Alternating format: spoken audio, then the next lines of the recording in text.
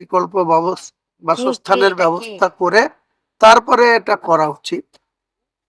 দাদা বলছি যে এই যে কালকে আজকে ডিএ কালকে বাজেটে যে ডিএটা দেওয়া হলো, এটা এতদিন 15 বছরে মুখ্যমন্ত্রী কেন দিতে পারলেন না, মমতা বন্দ্যোপাধ্যায় কেন দিতে পারলেন না? সেটা মুখ্যমন্ত্রীকে প্রশ্ন করুন, আমি কি করে বলবো যে এক্স হয়ে গেছে, আপনি যে এই এই বাজেট নিয়ে সদনেই কতটা খুশি এই আছেন? সদনেই যে আসতে পারেনি তাকে নিয়ে এখানে প্রশ্নের কোনো উত্তর দেওয়ার এই প্রয়োজন বাজেট নেই। নিয়ে আপনি কতটা খুশি? বাজেটের বিষয় কি বলবেন? বাজেটে মোটামুটি খুশি, বাজেট মোটামুটি সন্তোষজনক হয়েছে।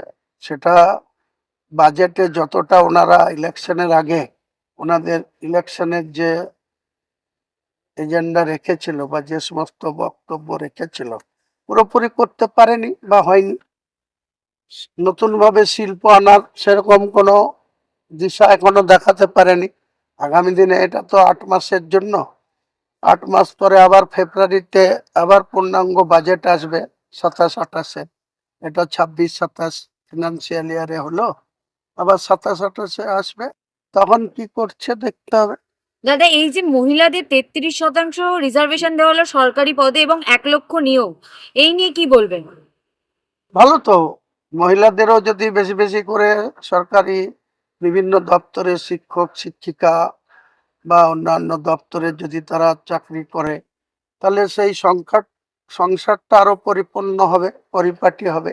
তো যারা যোগ্য মহিলা, যারা পড়াশোনা করে বাড়িতে গৃহিণী হিসাবে আছে বা তাদের পরিবারের বোঝা হয়ে আছে, তারা নিশ্চয়ই যদি একটা চাকরি পায় যোগ্য অনুসারে, তা তো খারাপ কি? এটা তো দাদা মাইনরিটির ক্ষেত্রে এই বাজেট কতটা মনে হয় যে মাইনরিটির কতটা হেল্প করবে? মাইনরিটিদের বঞ্চিত করা হয়েছে, তাদের কাটছাট করা হয়েছে বাজেটে বরাদ্দ। পিছলে সরকার 5,000 কোটি টাকার উপরে বরাদ্দ রেখেছিল, সেটা 2,000 কত রেখেছে, মানে 60% কাটছাট করা হয়েছে মাইনরিটিদের জন্য। অথচ তাদেরকে তাদের মাদ্রাসা শিক্ষা প্রতিষ্ঠানে বন্দে মাতরম গানের জন্য নির্দেশ পাঠানো হচ্ছে, অথচ তারা মাইনরিটি মানে তো শুধু মুসলিম না, মাইনরিটির মধ্যে তো আদার কমিউনিটিও আছে, সনাতন ধর্মাবলম্বী মানুষও আছে মাইনরিটির মধ্যে। তো তাদের দিলীপ ঘোষ বলছেন যে মুসলিমরা কোন হরিদাস পাল, এ বিষয়ে কি বলবেন? দিলীপ ঘোষের ওসব কথার জবাব দেয়া, দিলীপ ঘোষ যা খুশি তাই মুখে আসে বলে দেয়। এমনিতে কথাতে আছে ঘোষ হচ্ছে 60 বছরে নাবালক, তাই না? 62 বছর চলছে, নাবালকের তালিকা সবে ক্রস করেছে।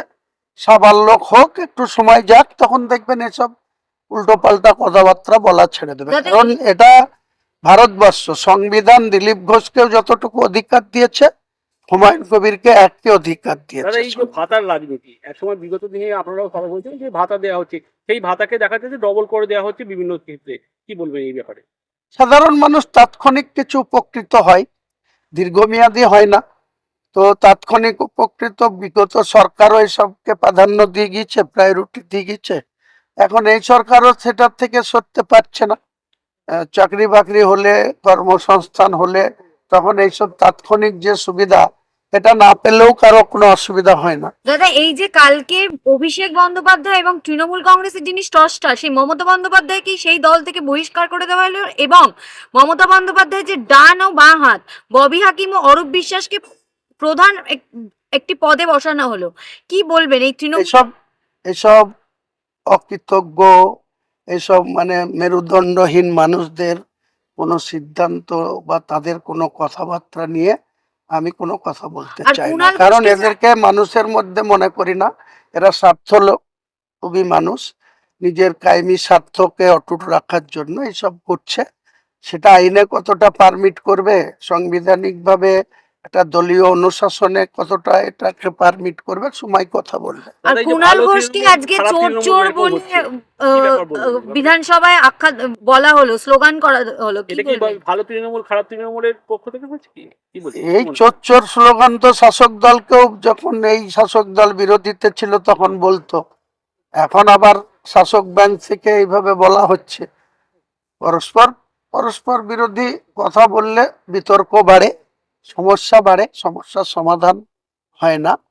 কাজেই প্রত্যেকটা নতুন নবাগত সদস্য এই বিধানসভায়, অষ্টাদশ বিধানসভায় 294 এর মধ্যে প্রায় 200-র উপর নবাগত সদস্য তারা নতুন ভাবে বিধানসভায় এসছেন। তাদেরকে বিধানসভার ডেকোরাম মেনে চলাফেরা করতে একটু সময় লাগবে। যখন দেখবেন অল্প জলের মাছ থাকলে সেই মাছ বেশি দেখা যায় তার চেহারা বা লম্পজম্প করে, যখন জলাশয় বেশি জল হয় আর তখন দেখবেন সেই মাছটার আর আকার দেখা যায় না, একটু ডিপে চলে যায়। দাদা আপনার মতে কি মনে হচ্ছে আসল তৃণমূল কারা? এই যে আপনি তো এতদিন তৃণমূলে ছিলেন, এখন যে তৃণমূলে মানে যারা মানে হেরে গেছে সেই কারণে এখন প্রত্যেকে এখন বিরোধী হয়ে উঠেছে, তো এখন কি প্রত্যেকটা মেরুদণ্ডহীন লোক যারা মমতা ব্যানার্জির ক্ষমতায় বলীয়ান হয়ে তাদের সমস্ত ক্ষমতা ভোগ করেছে, মমতা ব্যানার্জির ডাইনে বাঁয়ে পিছে আগে থেকে, আজকে তারাই সেই মমতা ব্যানার্জিকে আর অভিষেক ব্যানার্জিকে অসম্মান করছে। তাদের কাছে রিয়াকশন চান, তারা দেখবেন মুখে কুলু পেটেছে, কিছু দাদা কথা এই যে আজকে বিধানসভায় আপনার সাথে সজল ঘোষের এক প্রকার বাকবিতণ্ডা লেগে গেছিল, এই বিষয়ে কি বলবেন? সজল ঘোষ প্রথম এমএলএ হয়ে এসছে, একটু দেখাতে হবে, তার দৃষ্টি আকর্ষণ করতে হবে। তার ইচ্ছা ছিল মন্ত্রী সবাই যাব, সেখানে জায়গা পায়নি, তো সেখানে তো হাউসে একটু দৃষ্টি আকর্ষণ করতে হবে, লম্পজম্প করতে হবে, তাই তিনি মুসলিম কমিউনিটির মাইনরিটিদের নিয়ে আক্রমণ করছিলেন, তাই আমি তার প্রতিবাদ করেছি। ধন্যবাদ। ধন্যবাদ।